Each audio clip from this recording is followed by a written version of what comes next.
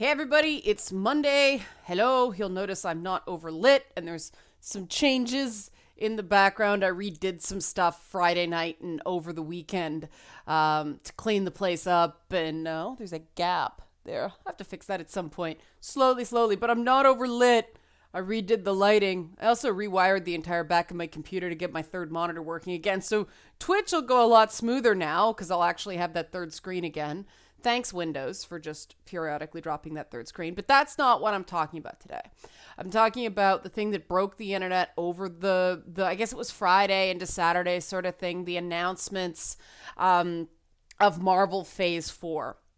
And this is sort of interesting inflection point in this franchise success because I think there's a little bit of Marvel fatigue going on, or a lot of Marvel fatigue going on, that they're going to have to overcome.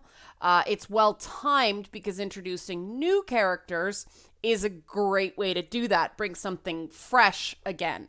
Now, interesting choices. I have to, first of all, disclose I know Simu Liu, who was cast as Shang-Chi. He's a guy who's on a sitcom up here called Kim's Convenience. Super nice guy. One of the few celebrities that actually came out and did the live web show we did down at the Hard Rock Cafe before the Hard Rock closed to make way for a drugstore / pot dispensary, because it was right across the street from where they do the 420 rallies. But he was there. He was a really unassuming guy. Very patient, no ego on him. So everybody in these circles is very, very happy for him. Now he's taking on a big challenge because it's not a terribly well-known character, and the history of it is what some would claim is problematic, which is why I'm happy they're not tossing it out. They're reclaiming it. They're reinventing it. Shang-Chi was a reimagining of a Sax Rohmer character connected to Fu Manchu. So it's straight up Yellow Peril pedigree. This is bugging me. I'm going to shift it a bit. There we go. Is that creepier? Let me know if I should have full ET or like no ET or kind of that. Maybe that. Is that too creepy? I can move them over. Let me know. Anyway, yeah. I'm glad that they're just reimagining and reclaiming it, not throwing it out because of the history of the character, kind of the way they've done with every Chinese character in the Marvel Universe, or Tibetan character. Now, the Tibet one, I understand, it's a money thing. China is never going to back or embrace a character with a Tibetan character, which is the Doctor Strange character, eventually played by Tilda Swinton. That character is originally from Tibet, which is a non-starter in China. But making the Mandarin Ben Kingsley was strange. So I'm looking forward to them not doing that, because people, myself included, were critical at the time that they took they're shoving an Asian dude into the Warriors 3 from Thor, but then denying a job to an Asian actor. Now that won't be a problem this time. So they've got a bit of a challenge ahead of them. But it just has the potential to just be this sort of high-flying martial arts with some magic epic. So it'll probably do well. I suspect the Thor, what is it, Love and Hammers or something? Love and Thunder, that's right. I expect that will do well too, because it's Thor. And people will watch Chris Hemsworth do everything but the Ghostbusters movie, apparently. That is the one I think that's going to have the internet pitch fits, because it was that highly controversial comic book story. For people who don't know, it was controversial because Thor was replaced by a female character that the author of the comic insisted on calling Thor, saying she's not Lady Thor, she's Thor. That upset a lot of people. because it was somewhat insulting to the intelligence. No, Thor is Thor, you know, Thor is his name, not just a title. And they also said that it was a brand new character. It was nobody in the Marvel Universe. And then it turned out it was Jane Foster. Now, this time around, there isn't that twist. There isn't that deception. So maybe it will be better received, but it's still going to be rocky on the internet because Comicsgate hasn't totally burned out yet, and so on and so forth. And people, you know, on the anti-Comicsgate side are pointing out that Natalie Portman is Jewish, and well, they say of Jewish ancestry. No, she's Jewish. She's practicing, but you know, liberals don't like to embrace someone who's Jewish because the occupation. So they say of Jewish heritage because it's convenient to thumb her nose in you know, the comics gators sort of thing. That is something I've absolutely stayed out of. I did my time on Gamergate. Friends of mine have gotten really put through the ringer because of it. It's been hard to watch. So I'm not going to comment on that. I am going to comment on the point that Natalie Portman is going to have a rough go of it. Because it's like Gal Gadot as Wonder Woman all over again. She doesn't have the physical presence to be a clear fit for Lady Thor. Lady Thor is tall and broad-shouldered and muscular because she's a female Thor. Natalie Portman has well-defined shoulders, but she's teeny tiny. So maybe it'll be the magic of digital effects. Maybe they'll swap out, but they'll probably use digital and that risks uncanny valley. Or they'll just put her in the Thor suit and she'll look a bit like She-Ra. She's gonna have to, and she's got the acting chops to pull it off. She's a good actress. She's gonna have to just really bring it to sell that role because she doesn't have the physicality for it. Gal Gadot managed to do that. I think everybody kind of forgets that she's not the sort of broad-shouldered Amazonian body type. At least she's tall, though. Like, Gal Gadot's quite tall. We'll see. We'll see with Natalie Portman. I don't like counting anybody out. Because there's been too many times where everybody's been, oh, it's going to suck, and then they were really good.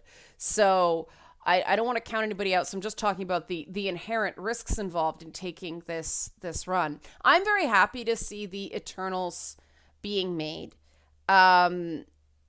Just because I hope they go full Jack Kirby on it, and they've been hinting that that's the plan. That's going to be an interesting one, though, because there's three types of people in the Eternals. There are these, you know, the Eternals, the Immortals, the humans, and then the Deviants. And that word has a charge nowadays. And so expect a lot of hot take op-ed pieces on that one. They've already used the term deviants already in Comic-Con stuff for it, so they're sticking with that. So that's gonna be interesting. There's fraught with peril on everything. I don't know how the Black Widow movie is going to be received. People might just be too sad, based on the way that Black Widow totally got the shaft in Endgame. It's like Captain America got this big moment and Iron Man was like, oh, hero's funeral. Nothing for Black Widow. People might just be done. People might just want to close the book on that, especially since they kind of extended it in Spider-Man Far From Home as well. Like, oh, more Iron Man. Made sense with the character, made sense with the sense of loss. But how many times are we going to go back to the sadness well? Or the promos will just be action-driven enough and seem interesting enough that people will go see it. They have never quite had the handle on Black Widow that they've had on some of the other characters. It took until Captain America Winter Soldier for them really to figure out who she was, which is a lot of time. They usually go very strong out of the gate. And I think part of the problem of that is she never had an origin movie. So maybe this will be the movie that finally lets us know who Black Widow is, because she's been written somewhat differently in every damn movie. Now, in part, that's because there were 2 Joss Whedon movies and the man has no sense of character voice. That's originally said by Yahtzee. Credit where credit's due. And then, of course, when we get past this, we get to the sequels. And I think it's interesting. I mean, we know why Guardians 3 is delayed. We know that, the whole James Gunn saga. I think people will wait and see that whenever it comes out, because those movies are just fun. Even I have fun with those movies, even though I can't stand Chris, what's his name? The only Chris I can, I can stand Chris Evans, I can stand Chris Rock, and there's one other Chris that I'm forgetting right now. Oh, Chris Hemsworth. Those are the 3 Hollywood Chris's that I can stand. Pine, Pratt, none of those guys, forget it. Unfortunately, I want to punch them in the face every moment they're on film. And you know I don't condone violence, so that's how much they annoy me. I do not get it. I do not get why they spend so much time on Peter Quill. Everybody else in Guardians is more interesting than Peter Quill. He grates on me. He annoys me. He diminishes Gamora because she's cool.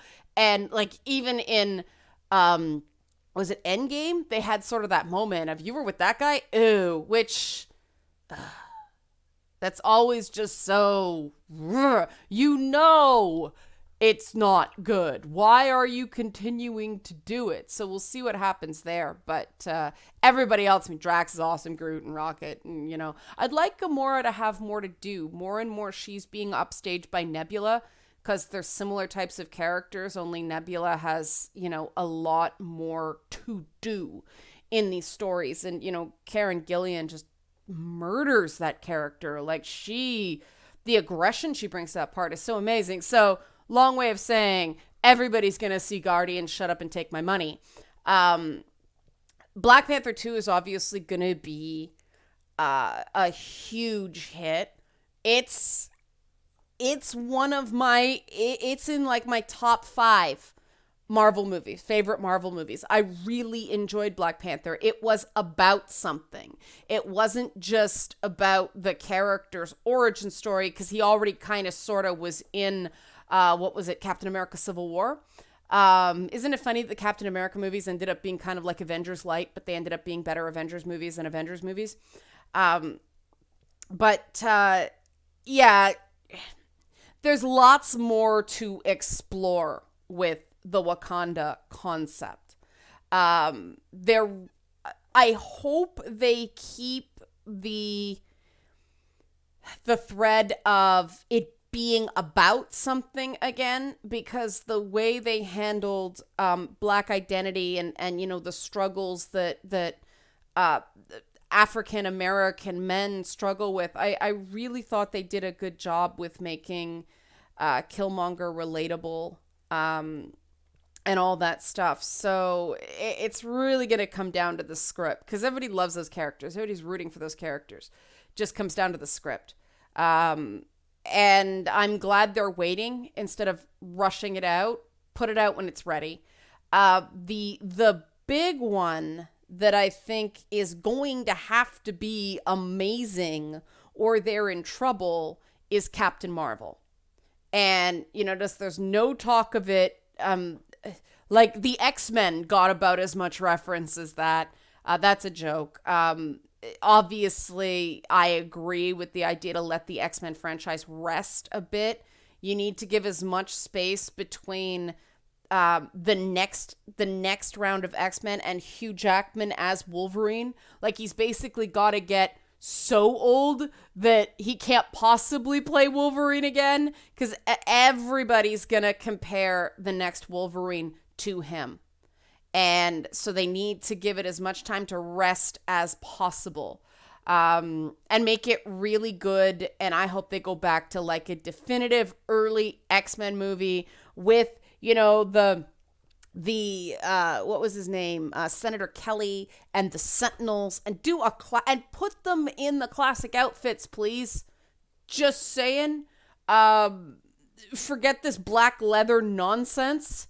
But and who knows, they might use Deadpool to bring the X-Men in slowly. That might be an interesting idea, because then you don't have to use Wolverine. You can introduce other X-Men characters more slowly.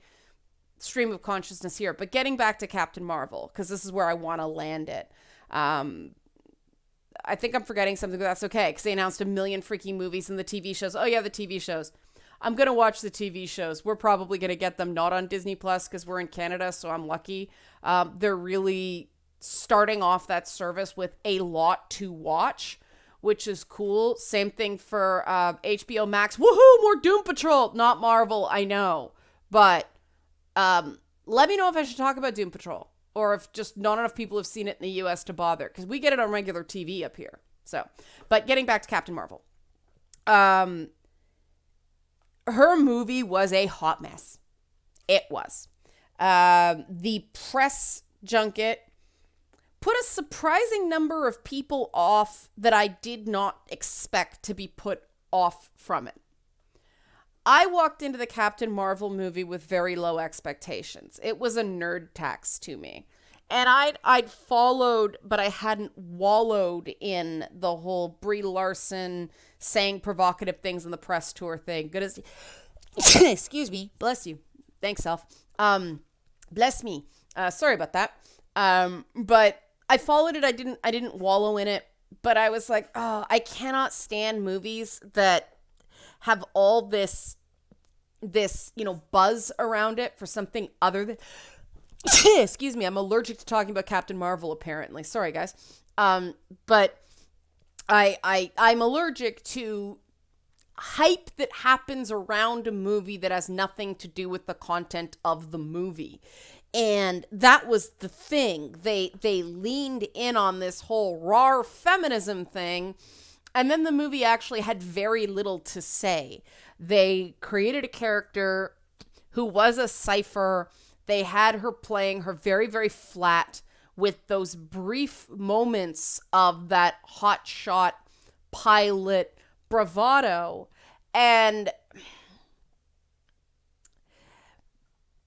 the character is very stiff, and not upright in a cool way.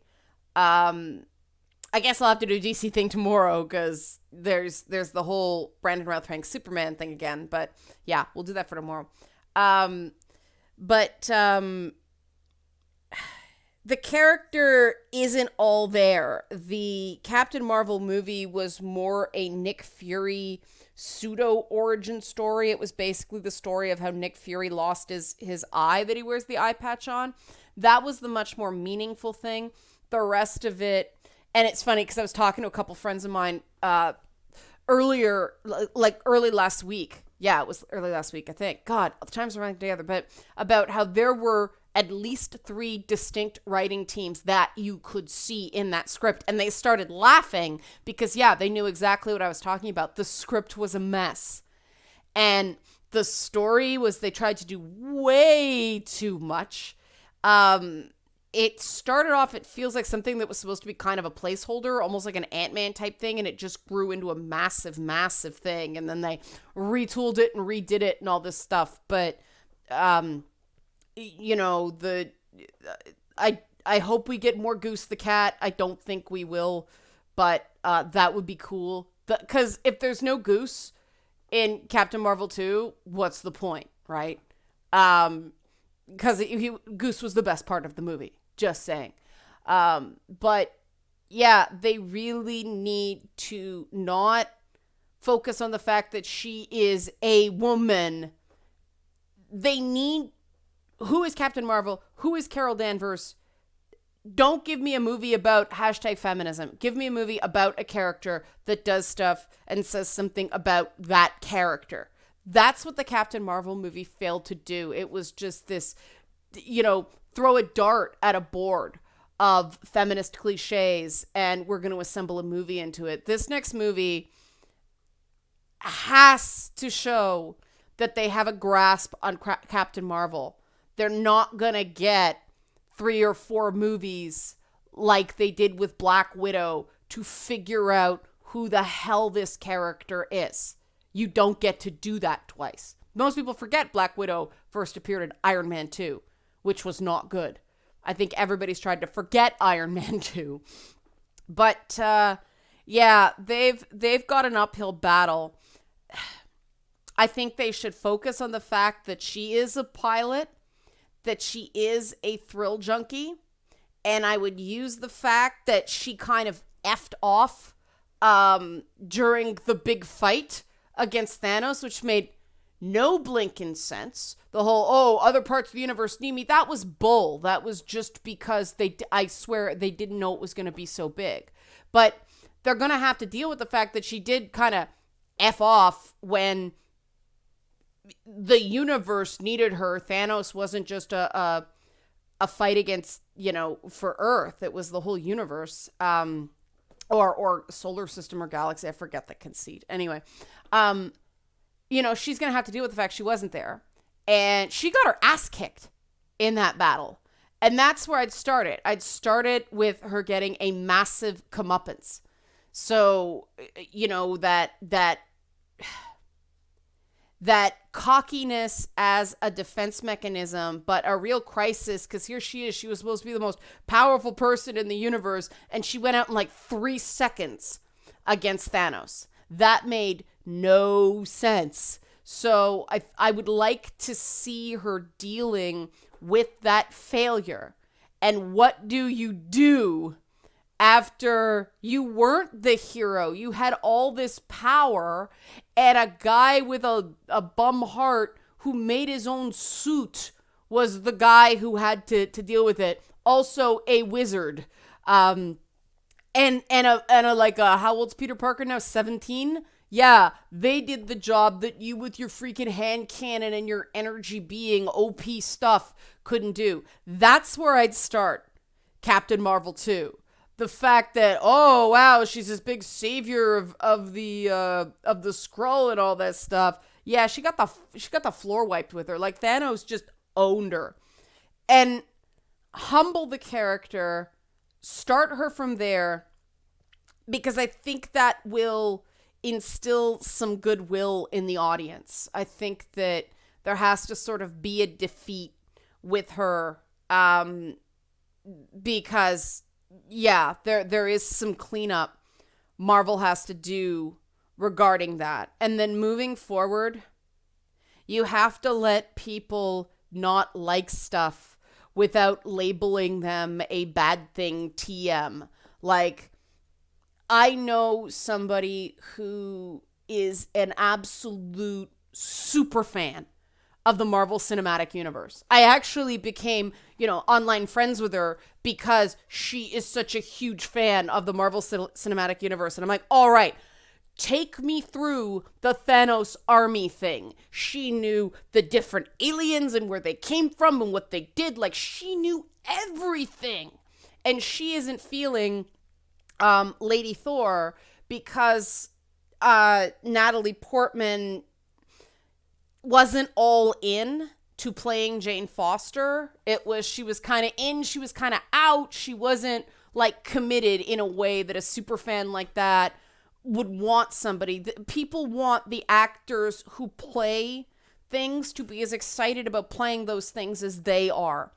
And that is part of the responsibility of being part of a franchise like that.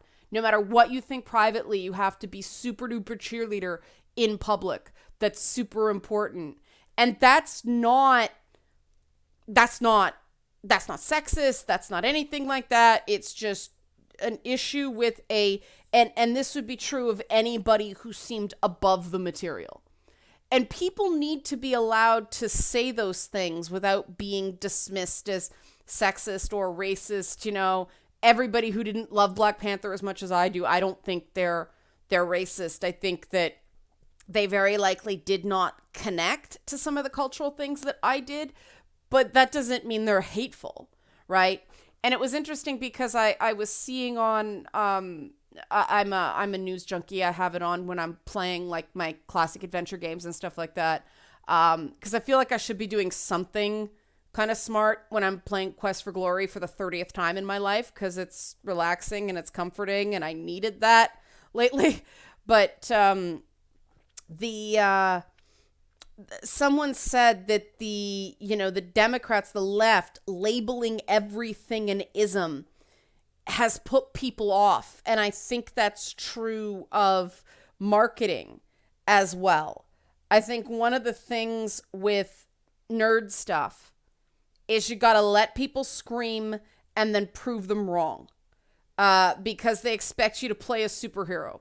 And part of being a superhero is not just, punching stuff. It's being able to take a punch.